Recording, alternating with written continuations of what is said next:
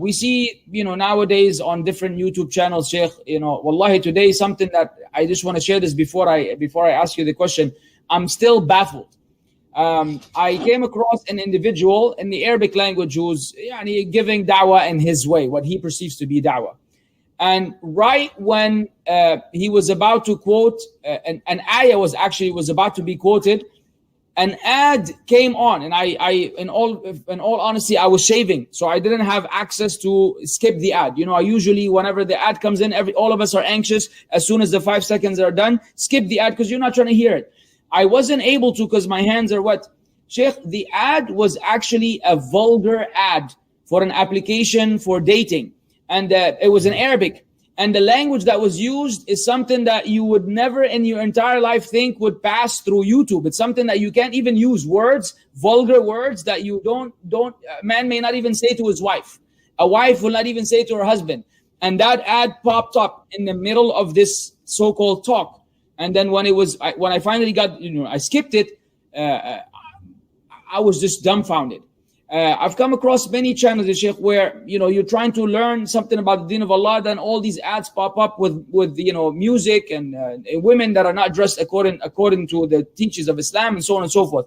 And to what extent is this justification? Is that justified? Someone says, I don't have any other source of income and this is how I'm staying afloat. I need those monetization for my YouTube videos, so to keep moving. Is this okay from an Islamic point of view? Allahu a'lam. I'm actually asking your opinion. Wallahi,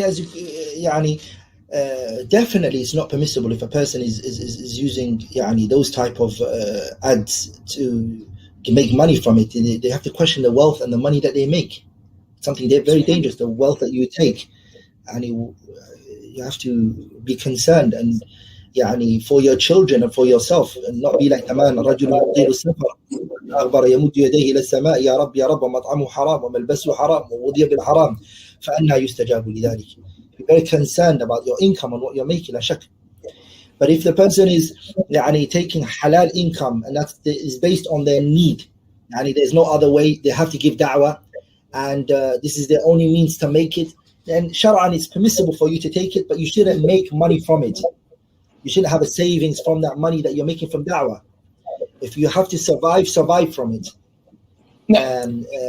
Sheikh, just to be clear, I'm not talking about someone getting paid to give da'wah. Okay, that could be a job that one of us have. I've had that job in the past.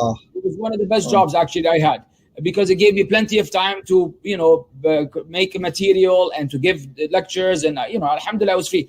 I'm talking about YouTube monetization in particular, using ads. You're using ads that you don't have control over, and even if you do have control, it's not very specific, wherein you're making a lot of money from the YouTube views, even though that person is known to have is well off, or even if he's not well off. That in specific is it from among the don'ts of da'wah, or you think that there's leeway within Islam? La shakka is from the don'ts. It's the don'ts. You're using a means to make, like, after the ad, you're gonna carry on the ayah, like regardless. Like right now, Sheikh, right, this video of ours. If I turn on monetization, there's an option to turn on monetization on YouTube videos on views. Yeah. If I turn it on, Sheikh, YouTube at each maybe 7 minutes intervals, I'm not sure how it works because I've never used it, alhamdulillah, ads will pop up. Now you could select an area of ads, but HALAL. These ads almost are never free from haram, almost never free from haram. Those ads will pop up. Yes. And so when these ads pop up, the owner of the channel, YouTube will pay them for each time this ad is played on their channel during a lecture. And the lecture is of Islamic nature. You're trying to give da'wah to the people. At the same time, you're trying to make some gurush. You're trying to make some money. Nah. So that is the question. And so if the content that is being put, the ads in themselves have haram content, that doesn't justify, and you may not use this means to make money. لا شك it's haram. You're making it, from not to do those things, and it's haram. You can see you're making haram music and women who are naked. You're going to get an ad that would come on, and then يعني after that say to the people, fear Allah, akhirah, يعني عجيب that نعم. It's from the تناقضات that puzzle the mind. Allah al-Musta'an. And we're not talking about, just so we can be clear, Ikhwan, we're not talking about someone's personal life.